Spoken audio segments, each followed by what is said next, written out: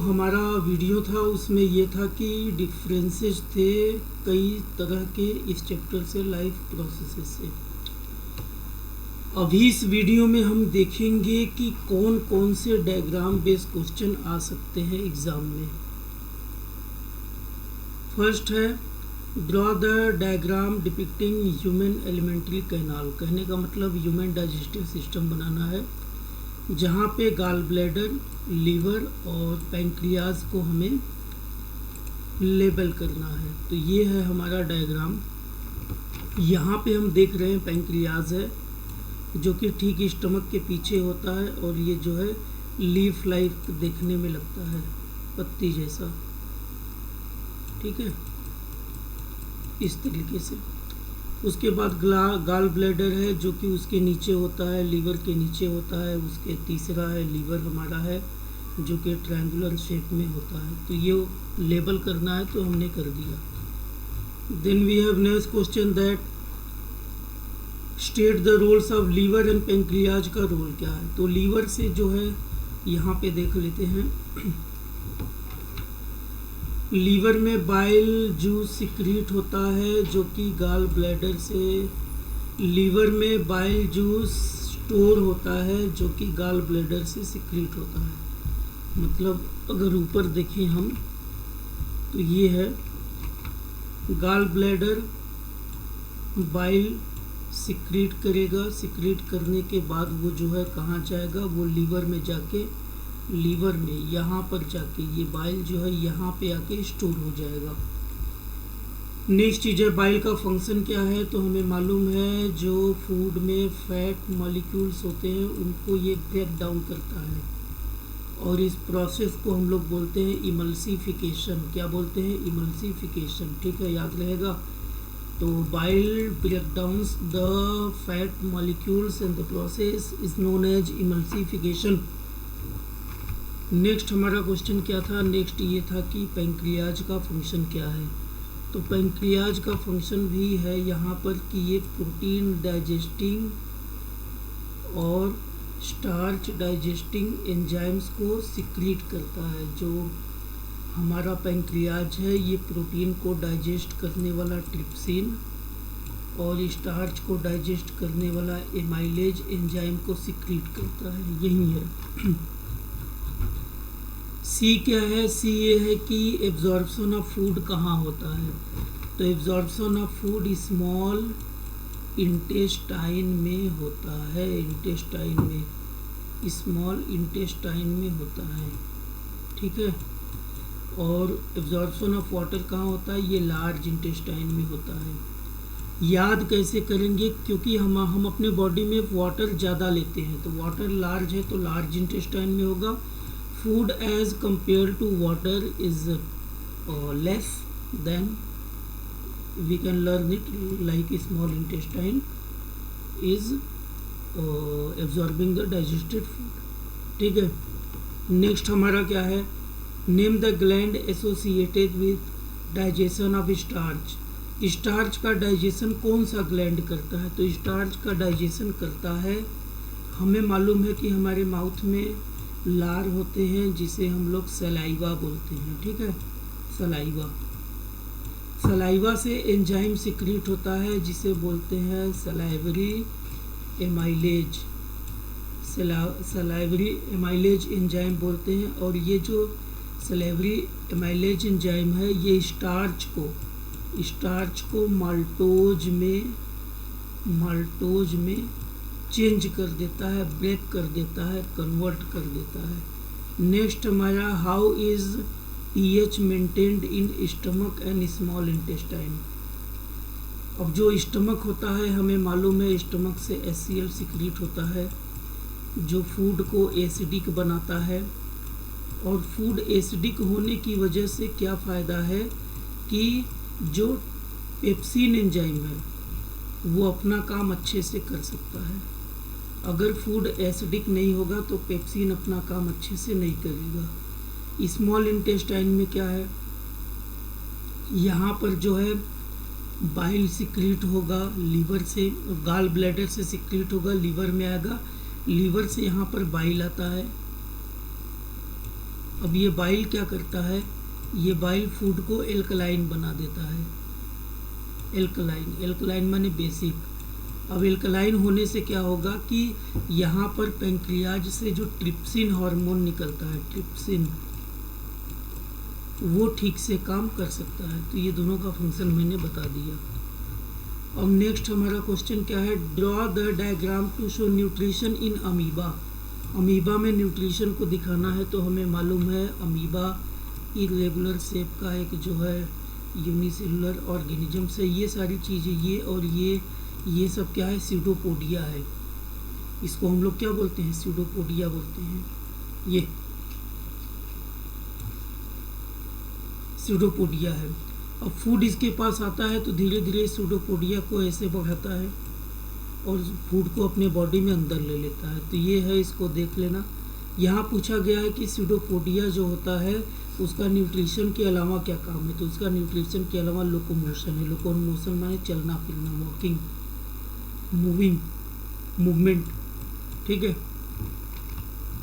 Next हमारा diagram based question क्या है कि draw the diagram of nephron. Nephron का स्ट्रक्चर बनाना है और उसमें glomerulus, बोमेंस capsule, renal artery, collecting duct, ये सारी चीज़ें बनानी है। तो ये है हमारा नेफ्रॉन का स्ट्रक्चर। नेफ्रॉन कहाँ होता है, ये हमारी जो बीन शेप्ड किडनी होती है, इसी में मिलियंस ऑफ नेफ्रॉन होते हैं। तो ये सिंगल नेफ्रॉन है, एक सिंगल नेफ्रॉन है। अब नेफ्रॉन में क्या होता है हम देख लेते हैं कि यहाँ पर जो है एक ये कप लाइक स्ट्रक्चर होता है इस तरीके से। ये इसको हम लोग बोलते हैं बोमेंस कैप्सूल। कैप्सूल जैसा है ना। अब इसमें क्या होता है, एक ब्लड कैपिलरीज आती है जिसे हम लोग बोलते हैं रीनल आर्टरी, ये वाली। ठीक है, इसका नाम है क्या है, रीनल आर्टरी। स्पेलिंग देख लेना। ये यहाँ पर आता है और यहाँ पे आने के बाद ये मिलियंस ऑफ ट्यूब्यूल्स में, कैपिलरीज में चेंज हो जाता है, बदल जाता है और यहाँ पे नेटवर्क लाइक स्ट्रक्चर बना देता है। अब नेटवर्क लाइक स्ट्रक्चर बनाने से क्या होगा, इसमें जो इम्प्योर ब्लड आएगा, हार्ट से ब्लड जो है यहाँ पर, जब एओर्टा से ब्लड यहाँ पर आएगा तो वो ब्लड यहाँ पर, हार्ट इसको भेजा कि भाई किडनी, नेफ्रॉन, तुम हमारे ब्लड को फिल्टर कर दो, छान दो, देखो इसमें जो बेकार चीज़ें हैं निकाल दो। तो ये नेफ्रॉन है, ये ग्लोमेरुलस है। ठीक है, ग्लोमेरुलस ट्यूब्यूल है, ये जो नेटवर्क लाइक स्ट्रक्चर है। तो ये ब्लड को फिल्टर करेगा। फिल्टर करने के बाद जो बेकार चीज़ें होंगी, वेस्ट चीज़ें होंगी, यहाँ आ जाएगी और जो यूज़फुल चीज़ें होंगी, चूँकि ये बड़ी पतली पतली कैपिलरीज होती हैं, तो ये वापस जो है वेन से, रीनल वेन से बाहर चली जाएगी। तो ये मैंने बता दिया। फिर उसके बाद ये हेनले ट्यूब है, इसका काम क्या है, हेनले लूप। इसका काम है कि अभी ये जो वेस्ट निकला, इस वेस्ट में अभी भी कुछ यूज़फुल चीज़ें हैं जिसको वो रीएब्जॉर्ब कर लेगा। और फोर्थ था कि कलेक्टिंग डक्ट को लेबल करना है, तो वो ये है। बी भी था क्या, what happens to glucose that enters the nephron along with the filter. यानी जो ग्लूकोज भी नेफ्रॉन के अंदर आएगा वो क्या हो जाएगा, तो नेफ्रॉन क्या करेगा कि जो ब्लड कैपिलरीज होती हैं वो उसको रीएब्जॉर्ब कर लेगा। मैंने बोला ना कि यहाँ पे जो है जो यूजफुल चीज़ें होती हैं उनका रीएब्जॉर्प्शन हो जाता है। ठीक है। नेक्स्ट हमारा डायग्राम है, draw the diagram of respiratory system. Respiratory system में डायफ्राम और लैरिंग्स को हमें लेबल करना है। तो ये हमारा डायफ्राम है, जो हमारा रेस्पिरेटरी सिस्टम, यानी ये जो लंग्स है इसके ठीक नीचे, ये दोनों लंग्स है लेफ्ट राइट, इसके नीचे ये जो है मेम्ब्रेन लाइक स्ट्रक्चर होता है, इसको हम लोग डायफ्राम बोलते हैं, बना दिया। और ये जो हमारा थ्रोट है, यहीं पे हमारी लैरिंग्स होती है। ठीक है, तो लैरिंग्स का जो पोजीशन है वो ये है, यही दिखाना था। 5 नंबर क्या है, name the site of exchange of material between blood and surrounding. जो ब्लड और सराउंडिंग में एक्सचेंज ऑफ मटेरियल होता है वो किस तरीके से होता है, तो उसको हम देख लेते हैं, काफ़ी इम्पोर्टेंट है। तो यहाँ पे देख लो, यहाँ पे है हमारा हार्ट, ठीक है, ये हमारा हार्ट है। तो हम हार्ट बना देते हैं एक छोटा सा रफ हार्ट बनाते हैं, इसमें 4 चैम्बर बनाते हैं। इधर वाला पार्ट राइट है, ये राइट है, इधर वाला पार्ट लेफ्ट है, ये लेफ्ट है, ठीक है। इसके ऊपर यहाँ पे लंग्स है, ठीक है, और यहाँ पे है body, body cells, tissues, organs. ये होता क्या है कि पूरी बॉडी से जो इम्प्योर ब्लड होता है वो पहले राइट आर्ट्रियम में आता है। ये ऊपर वाले को ये है आर्ट्रियम, ये वेंट्रिकल, ये आर्ट्रियम, ये वेंट्रिकल, ये राइट आर्ट्रियम है, ये राइट वेंट्रिकल है, ये लेफ्ट आर्ट्रियम है, ये लेफ्ट वेंट्रिकल है। तो पूरी बॉडी से जो इम्प्योर ब्लड होगा वो कहाँ आएगा? हमारे राइट आर्ट्रियम में, ठीक है। याद रखना, यहाँ पे मैं लिख दूँ, इसको हम लोग बोलते हैं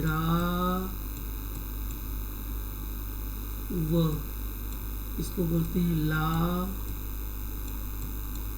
व। तो पूरे बॉडी से इम्प्योर ब्लड कौन लाता है? वेन लाता है, वेन, ठीक है। ये हार्ट के किस पार्ट में लाएगा? राइट आर्ट्रियम में लाएगा, यहाँ लाएगा। राइट आर्ट्रियम में ब्लड आ गया, राइट आर्ट्रियम से कहाँ जाएगा? Right ventricle. तो यहाँ से ब्लड राइट वेंट्रिकल में आएगा, ठीक है, राइट वेंट्रिकल में आ गया। राइट वेंट्रिकल से अब ये ब्लड एक वाल्व होती है, उस वाल्व से होते हुए प्योर होने के लिए जाएगा। किसके पास जाएगा? इसको मैं रेड से बनाता हूँ।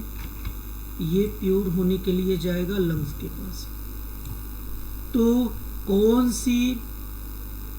सी जो कैपिलरीज होती है जो ब्लड को हार्ट से दूर ले जाती है? तो वो होती है आर्टरी। तो आर्टरी इसको लंग्स के पास ले जाएगा, लेकिन आर्टरी लंग्स के पास ले जाएगा तो उसका नाम हो जाता है पल्मोनरी। पल्मोनरी मीन्स होता है लंग्स। तो लंग्स के पास ले जाता है तो उस आर्टरी का स्पेशल नाम हो गया पल्मोनरी आर्टरी। लंग्स इस ब्लड को प्योरीफाई करेगा मतलब इसके अंदर जो CO2 होगा उसको ले लेगा और इसमें ऑक्सीजन दे देगा।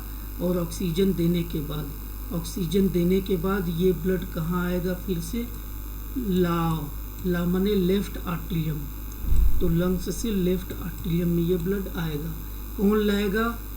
हार्ट के पास ब्लड कौन लाता है? वेन लाता है। चूँकि ये लंग्स से ला रहा है, लंग्स का और एक नाम क्या है? पल्मोनरी। तो इस वेन का नाम हो गया पल्मोनरी वेन, ठीक है। यहाँ से ब्लड कहाँ आएगा? Left ventricle. तो लेफ्ट वेंट्रिकल में आएगा। लेफ्ट वेंट्रिकल से यहाँ पर एक वाल्व होता है, वहाँ से ये ब्लड एओर्टा में जाता है। एओर्टा ये बना हुआ एओर्टा में जाता है और एओर्टा से फिर कहाँ चला जाता है? बॉडी में, ठीक है। यहाँ लंग्स होगा। तो ये मैंने बता दिया, इसकी फंक्शनिंग भी बता दी। और जो हमारा जो डायग्राम है, draw the diagram. Human excretory system बनाना है जिसमें ये चारों चीज़ें दिखानी है। तो देखो रीनल आर्टरी है। रीनल आर्टरी यहाँ पे होती है जो ब्लड को लेकर आती है। अभी मैंने बताया ना कि रीनल आर्टरी जो ये ग्लोमेरुलस है, वोमेंस कैप्सूल, इसमें ब्लड कौन लाता है? Renal artery. तो रीनल आर्टरी कहाँ है? समझ लो यहाँ पे कुछ है, ये वाली, ये जो लाइन है, ठीक है, ये रीनल आर्टरी है, रीनल आर्टरी। उसके बाद किडनी दिखानी है। तो ये जो बीन शेप्ड 2 है ये किडनी है। यूरेटर क्या होता है? ब्लड जब प्योर हो जाता है, ब्लड जब फिल्टर हो जाता है तो जो वेस्ट मटेरियल होता है इस नली से नीचे आता है, इसको यूरेटर बोलते हैं। यूरिनरी ब्लैडर क्या है? इसमें वो यूरिन इकट्ठा हो जाता है। यूरेथ्रा क्या है? ये ओपनिंग है जहाँ से यूरिन बाहर निकल जाता है।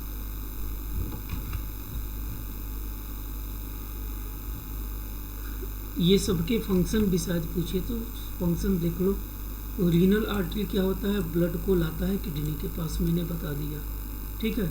इसलिए लाता है ताकि किडनी इसको फिल्टर कर सके। ठीक, किडनी का रोल क्या है, ये रिमूव करता है, उसमें जो वेस्ट मटेरियल उसको रिमूव कर देता है। यूरेटर और यूरिनरी ब्लैडर का मैंने फंक्शन बता दिया। 7वां नंबर क्या है, स्टोमेटा का डायग्राम बनाना है और ये बताना है गार्ड सेल क्लोरोप्लास्ट उसमें शो करना है। तो देखो ये स्टोमेटा का डायग्राम है, बहुत इजी है बनाना। देखो कैसे बनते हैं, इस तरीके से पहले बना दो, ये बना दिए। उसके बाद अब इसमें जो है इधर ऐसे लाइन खींच दो, इधर ऐसे लाइन खींच दो, ये बन गया स्टोमेटा।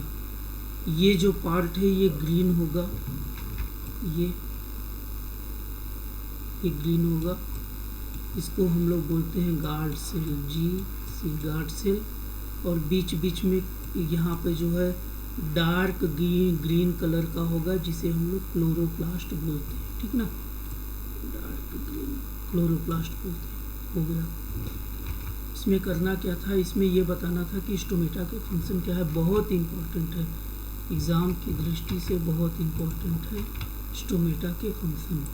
पहला है एक्सचेंज ऑफ गैसेज, भाई ऑक्सीजन कार्बन डाइऑक्साइड का लेन देन स्टोमेटा से ही होता है। दूसरा है ट्रांसपीरेशन। ट्रांसपीरेशन क्या होता है, the removal of water in the form of water vapour through the stomata, इस process is known as transpiration. ठीक है, एक क्वेश्चन ये पूछा है कि ओपनिंग और क्लोजिंग जो स्टोमेटा है उसमें कौन हेल्प करता है, तो उसमें गार्ड सेल हेल्प करता है। ठीक, गार्ड सेल उसमें हेल्प करता है। हो गया ये। नेक्स्ट क्या है, draw the structure. Respiratory system human being का ड्रॉ करना है। और ये नीचे वाला काफ़ी इंपॉर्टेंट क्वेश्चन है, ये क्या है, list 4 condition required for efficient, ज़्यादा से ज़्यादा एक्सचेंज ऑफ गैसेज हो, अच्छे से अच्छा एफिशिएंटली एक्सचेंज ऑफ गैसेज हो, उसके पीछे का 4 रीज़न बताना है। तो ये हमारा स्ट्रक्चर है रेस्पिरेटरी सिस्टम का। ये पैसेज है, पहले एयर माउथ में आता है, नासल पैसेज में आता है, फेरिंग्स में आता है, देन लैरिंग्स में आता है, देन ट्रेकिया में आता है, देन ब्रोंकाई में आता है, ब्रोंकियोल्स में आता है, एल्वियोलाई में आता है। ठीक है, ये हमारा ये नासल पैसेज है, ये फेरिंग्स है, देन लैरिंग्स है, देन ब्रोंकिया ट्रेकिया है, देन ब्रोंकाई है, ब्रोंकियोल्स ये देखो हो गया, ये लंग्स हो गया। लंग्स में बैलून लाइक स्ट्रक्चर होते हैं जिन्हें हम लोग एल्वियोलाई बोलते हैं। वो 4 कंडीशन क्या है, 4 कंडीशन ये है कि जो सरफेस एरिया होता है बहुत ज़्यादा होता है, और ये सरफेस एरिया ज़्यादा क्यों होता है, ड्यू टू एल्वियोलाई। एल्वियोलाई की वजह से सरफेस एरिया बहुत ज़्यादा होता है। Concentration of guard gradient with notching और डिफ्यूज, तो कंसंट्रेशन बहुत ज़्यादा होता है गैसेज का, इसीलिए जो है, अब इस बात को ये समझो, जैसे ये लंग्स है, ये ब्लड कैपिलरीज है। ठीक है, तो यहाँ पर ऑक्सीजन का कंसंट्रेशन ज़्यादा होगा तो डिफ्यूजन होगा, ऑटोमेटिक हायर कंसंट्रेशन से लोअर ब्लड में आ जाएगा। यहाँ CO2 का कंसंट्रेशन ज़्यादा होगा तो यहाँ ऑटोमेटिक बाहर निकल जाएगा ब्लड। जो मेम्ब्रेन होते हैं काफ़ी थिन होते हैं तो आराम से डिफ्यूजन हो जाता है, और हमारा जो रेस्पिरेटरी सिस्टम होता है उसका कंडीशन वार्म होता है। नेक्स्ट हमारा क्या है कि draw diagram human respiratory system का फिर से डायग्राम बनाना है, साथ में कुछ क्वेश्चन के आंसर देने हैं। तो डायग्राम ये है, पीछे मैंने बनाए थे। क्वेश्चन क्या है ये देखते हैं। Part where air is filter, जहाँ एयर फिल्टर होता है म्यूकस, म्यूकस माने चिपचिपा पदार्थ होता है, तो वो क्या है, हमारा नोज़ है। नोज़ में एक नोज़ के साथ नोस्ट्रिल है, उसके अंदर चिपचिपा पदार्थ होता है, हेयर लाइक स्ट्रक्चर होते हैं, तो उसको क्या बोलते हैं, nostril. Part which terminate balloon, balloon like structure के पास कौन सा पार्ट पहुंचाता है, तो ब्रोंकियोल्स, इसका नाम है बी का ब्रोंकियोल्स, ऊपर अभी मैंने बताया था ब्रोंकियोल्स। तीसरा क्या है, बैलून लाइक स्ट्रक्चर को क्या बोलते हैं, तो मैंने अभी ऊपर बताया एल्वियोलाई बोलते हैं। वेयर से चेस्ट कैविटी और एब्डोमेन कैविटी के बीच में डिफरेंस कौन करता है, डायफ्राम।